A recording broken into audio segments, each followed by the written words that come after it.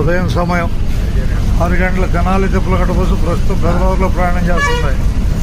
రాబోయే ఊరు జంపని, మధ్యలో ఎడూరు. రేపల వచ్చింది.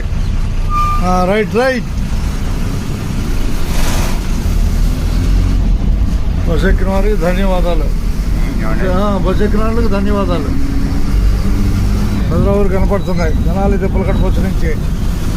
అందరికీ ధన్యవాదాలతో ఇవ్వండి అంటే ఒక్క నిమిషం అండి.